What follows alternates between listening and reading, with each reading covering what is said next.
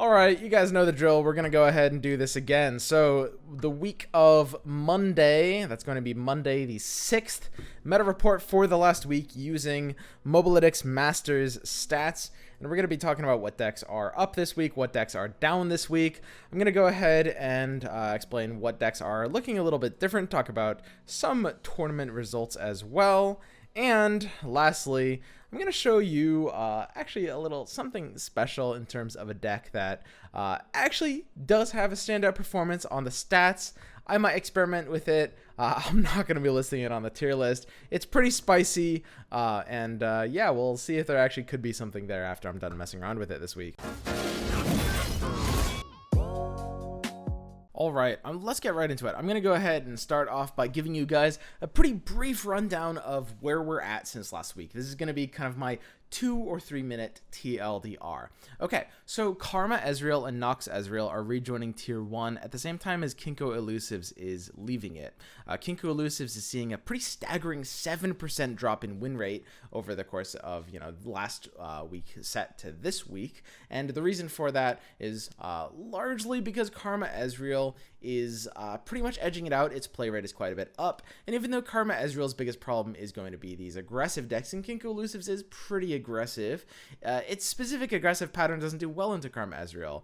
They have the ability to block elusive with, of course, Shadow Assassin, or some versions of Karina Ezreal are still running Solitary Monk. That works just fine as well. And of course, they're not really, Kinko Elusives doesn't really go wide in their aggression, whereas Karina Ezreal will usually have just enough targeted removal and slowdown to end up feeling okay against it. They also rely on, the 7-drop win for Hatchling, which is a little too slow for what you want against Karina Ezreal. At the same time, the Ezreal decks are very much on the rise. Mostly Karina Ezreal is going to be doing very, very well, and I'm happy to put that at a Tier 1 deck. Karina Ezreal is a deck that, from an early point on, I wasn't a huge believer in, but since about last week, I've been feeling it a lot more and a lot more, especially like different versions of it when it started playing a very, very different style, like the more full control, cutting some of the less like kind of gimmicky packages. It's definitely looking like a Tier 1 deck. And mostly it secures that by having these amazing anti-control tendencies, because as soon as the game goes to turn 10, you're basically able to win the game right away. That is to say, it is a very difficult deck to pilot at the same time. Of course, we see Kinko Elusives being down, but it also is in part because of Spider Aggro being a bit on the rise. Spider Aggro is kind of showing itself to be maybe right now the better version of Aggro between Spider Aggro and Burn Discard Aggro. And the reason for that being, again, it's better against like Karina Ezreal and Kinko Elusives. You kind of tend to be able to abuse those decks by going wide, since they don't have board clears to really deal with you, right? And lastly, of course, we've got Karina Control, everybody's big question. Last week, it came on super strong with an insane 65% win rate, an absolutely unheard of win rate that I predicted would be basically just kind of a fad, kind of buying surprise value, abusing super high play rates of stuff like Knox Ezreal at the time. It turns out I was right about that one, even though I was wrong about Karina Ezreal. Karina Control does stabilize at about a 58% win rate right now, which is solid. It's still a solid Tier 2 deck, but it definitely wasn't able to maintain the ridiculous win rate it had before. Okay, now everything's going to look a little bit different because my camera glitched out and I had to fix it, but don't worry about that. Okay, it's not, oh no. Okay, so I guess I didn't actually fix it, and honestly, I'm really, okay, listen, look, it's 12:20 a.m. right now. I have to go to bed. I'm just gonna do this, okay, so my camera's gonna be stuck like this. Maybe it'll unstick itself sometime during this video. Don't worry about it. I know you guys don't click on these videos to see my pretty face anyway, okay? I'll write it and we'll do it live! So we're just gonna continue. We're gonna power through it. Don't. Alright, anyway, I'm going to go ahead and leave you guys with the link in the pinned comment, and that is going to be, obviously, as always, the Masters win rates and play rates if you want to check them out yourself. And I wanted to mention something that I saw in the comments for YouTube last week in the Meta Mondays was that, hey, why has Swim removed the tier 3 decks from his site? Like, because I used to have like some tier 3 decks, like for example, like, you know, Vlad decks or Ashe decks, that kind of thing. And the reason why I haven't is actually pretty straightforward. It's because I've been playing in a lot of tournaments for the past like 2 or 3 weeks.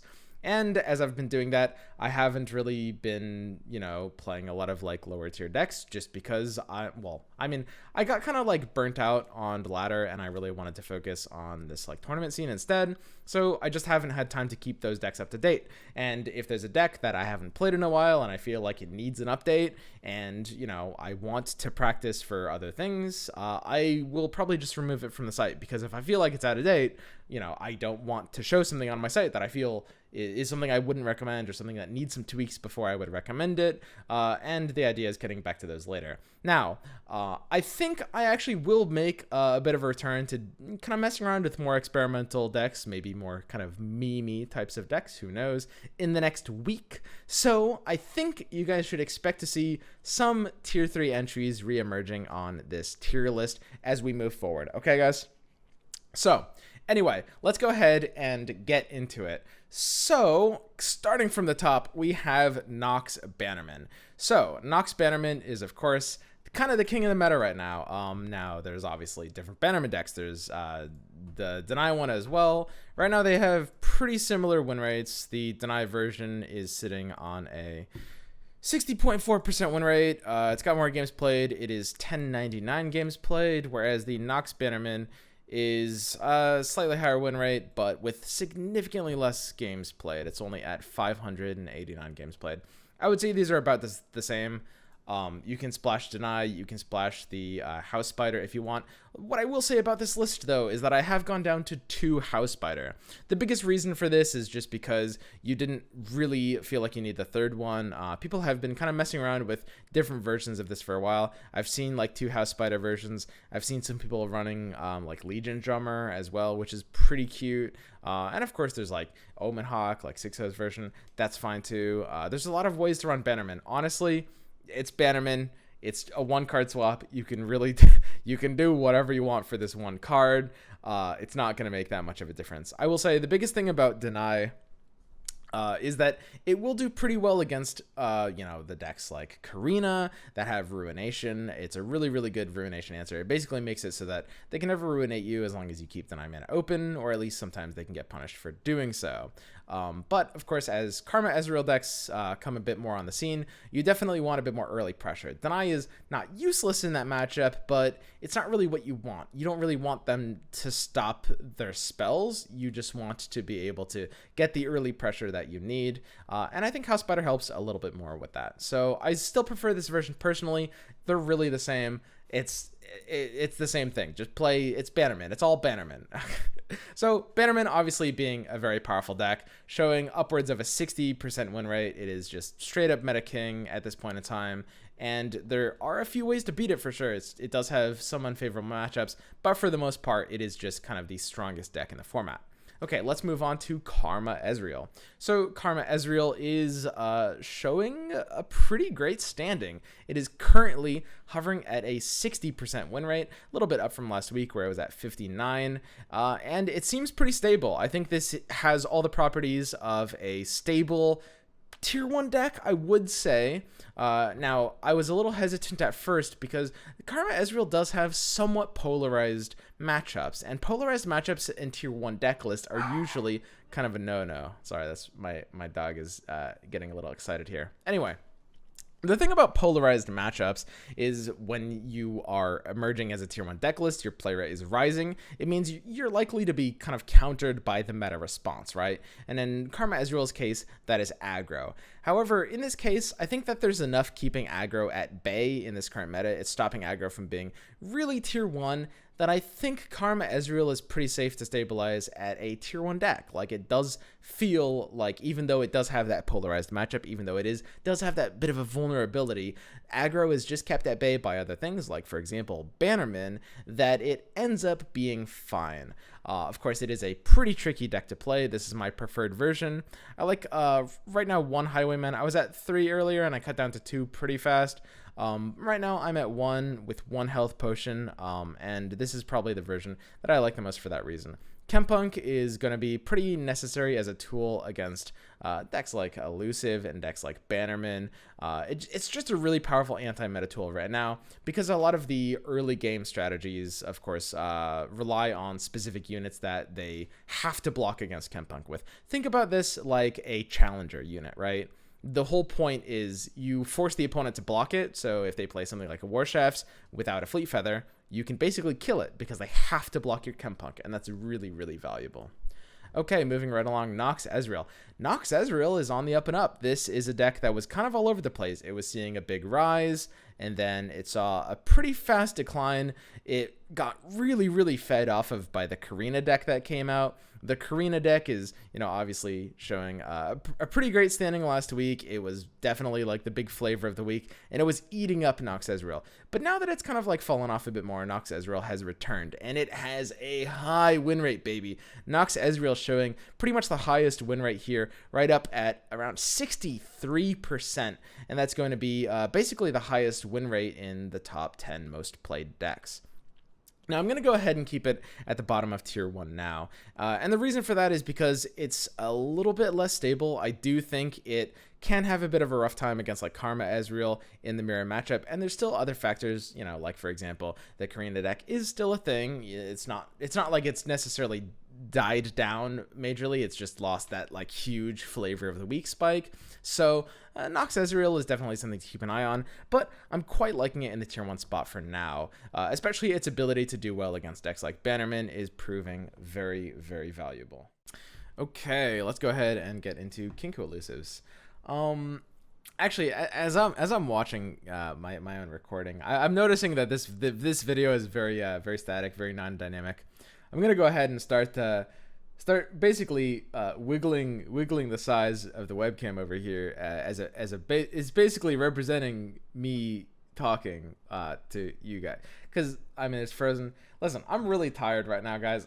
Just don't bully me about this. I can't fix my camera, so I'm just gonna do this instead. Okay, so basically, as I was saying before, Kinko elusives, pretty straightforward. It's just not as good as it once was. The biggest thing about it is basically, the Spider deck is doing pretty well against it, as well as Karma Ezreal being a bit of a fair counter to it. I do think the 53% win rate this week is pretty underrepresenting, because there's just not enough to account for that like 7% swing that it was seeing before. So I'm personally keeping it at the top of tier 2 for now. It still is a pretty high potential deck. I don't think it's a bad deck by any stretch of the imagination, but we're going to have to see what the stats say next week.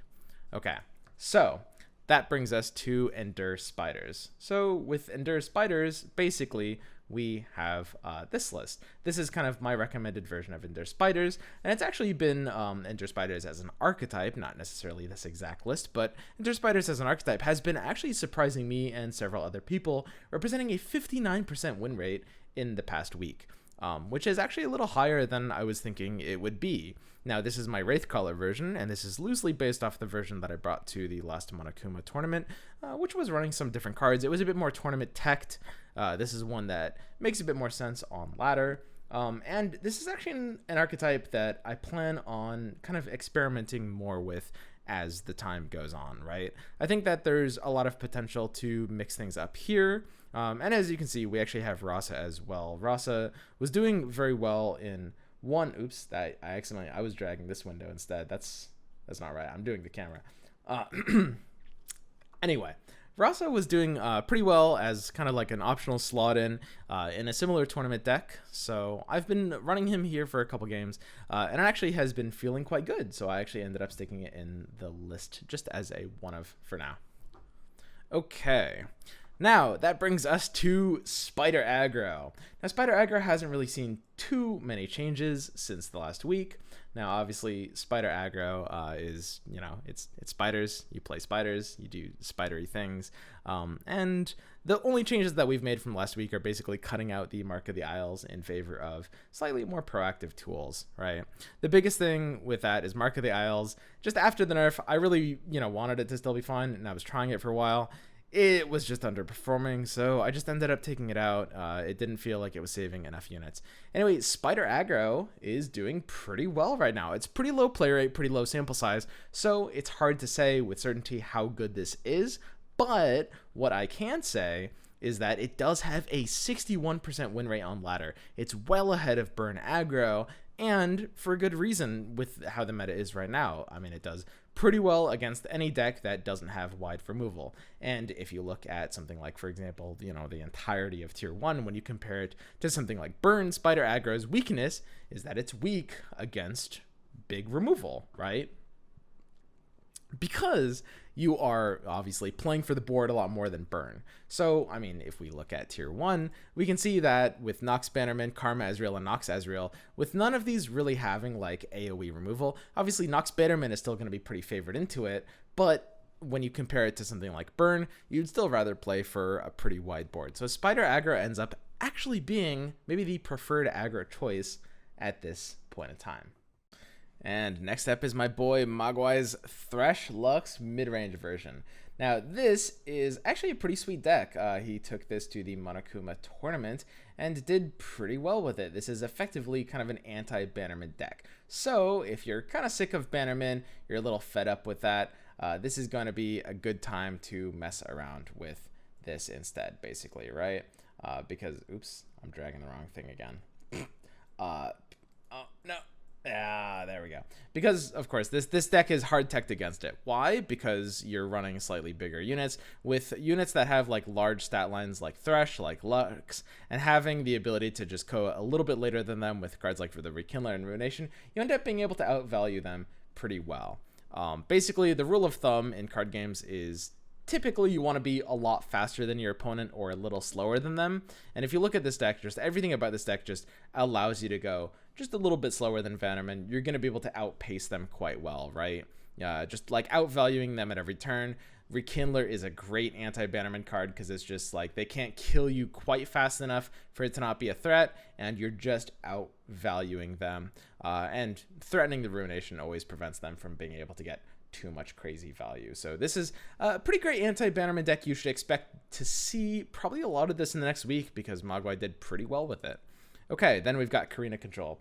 Good old Karina Control. Oh, by the way, Shen Lux midrange. This doesn't really have a win rate on ladder, right? This is just something that Mogwai made for the tournament. I think it is a very solid tier 2 deck. I expect this to have a pretty decent win rate. It probably will be low 50s, but it will be a solid anti-Bannerman choice. Okay, Karina Control. So, Karina Control, as I mentioned, its win rate was a bit more stable compared to something like last week's ridiculous win rate. It hasn't really gone through any changes as a list, right? And ultimately, I think that this list is basically going to be coasting at around the 58% win rate it has now, maybe dropping a little bit further to like 56 or 57 now that people kind of know how to play around it. The biggest thing before is like it messed up people's mulligans hard. It's like the first time you see this list on ladder, you think it's an aggro deck, right? Because you see Elise, PNZ, and nothing else, right? And that makes you think, oh, it's got to be some kind of aggro deck. I'll mulligan like it's an aggro deck. Whereas in reality, it's, you know, very much a control deck, and you're going to get a lot of value from baiting the opponent in that way, right? So now that people kind of know how to play around it, they know to be very, very aggressive. They know how it plays, what it's going to drop on like 9. This is a deck that ends up definitely getting pretty countered by the meta. Karina Ezreal in particular is a deck that I would say hard counters this if the Karina Ezreal player is good at playing Karina Ezreal, right? Because the thing is, if they ever play Ladros or Karina, you can respond with Karma and you have the ability to go off, right? It's a really, really, really big counter. We've basically seen this sort of weird loop where Knox Ezreal was pretty much the most popular deck for a little while. And because of that, this Karina Control deck got a spike in play rate and win rate, because this deck feeds off of Knox Ezreal, especially when you don't know exactly how to play that matchup as the Knox Ezreal player. So Knox Ezreal got a huge drop in win rate, and Karina Control got an incredible spike in win rate. And now you're seeing kind of the same thing happen with Karma Ezreal, whereas Karma Ezreal really beats up on Karina Control, right? And of course, you know, I don't think there's really much Karina Control can do in that matchup if the Karma Ezreal player knows exactly how to play it, because you can't play aggressor, and on turn 10 against Karma Ezreal, you are basically just going to be dropping games. And that's the reason why Karina Control, I don't think, had the properties of a tier 1 deck, even though it had a really high win rate, and I think it's going to be sticking around as a tier 2 deck for a while, probably stabilizing at like 56, 57. Okay, and that brings us to Spider Karma, which is definitely a little bit down this week. Spider Karma at a 54% win rate, and I actually do think that as more and more people are playing like Karma Ezreal and effectively getting better at that kind of list, and with other decks just keeping aggro at bay, I do think this place is pretty quickly, this deck is quickly losing its place in the metagame, right? Karma Ezreal is basically, it's going to do very well in this matchup, right? Because of course, when they take you to turn 10, you know, Karma Ezreal will be able to beat you, whereas aggro is kind of the only thing that can really get a big advantage over Karma Ezreal, and it's just, aggro still won't have enough foothold to be in the metagame, so Spooky Karma ends up just kind of being a bit purposeless as a deck, and we're definitely feeling that here with its 54% win rate. Lastly, we've got Burn Discard Aggro, which is definitely a little lower at 51. I think this is actually a deceptively difficult deck to play. I think it's a pretty solid list. I think it will be a bit higher than 51% next week would be my guess. Probably not much higher, a couple percentage points up due to just variance, as well as it being a good counter to like Karma Ezreal in general. It's a solid deck, but it is probably a bit weaker to play than Aggro Spiders if you're looking for something in the aggro category. At the moment, anyway, a bit weaker than Aggro Spiders. And I would say quite a bit harder to play than Spiders. Spiders being a very easy deck, whereas this one, you have to do a lot of strange things with like choosing exactly what to discard with Jinx, or like when to play for the Jinx and when to just play for your hand. You can lead to some very, very tricky spots in the late game here that'll get you into some trouble if you don't know what you're doing. Anyway, that's basically it. So my prediction is that Spider Aggro is going to see a little bit of a rise in play rate. It's got a high win rate, but a low play rate this week. It's, you know, I mean, anyone in Masters can tell you it's not all over ladder, right? But it does pretty well. It does pretty well into Karma Ezreal. It does very well into Kinko Elusives, which is, you know, dropping a little bit of play rate, but it's still present in the ladder for sure. And of course, it gets countered by Bannermen, but, you know, what doesn't? It does pretty well, all things considered. Anyway, that's basically the wrap up for this week. That's kind of like going through deck by deck, and there's not too much else to look at.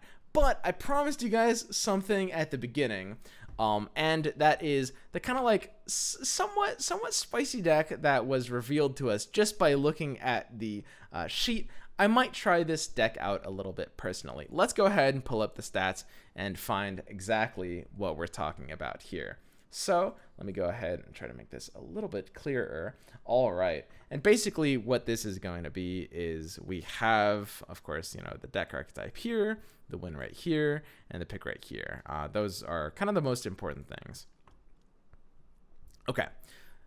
So the one thing we can observe is Yasuo's win rate is actually up from last week. Look at that. All the way up to 39.6%. Don't play Yasuo, boys. The Yasuo, not even once. That's just, don't do it. Anyway, this is not the deck I was talking about. There is actually a Shen Lux deck, that at a pretty small play rate, it's only 200 games played, so let's not cream our pants just yet.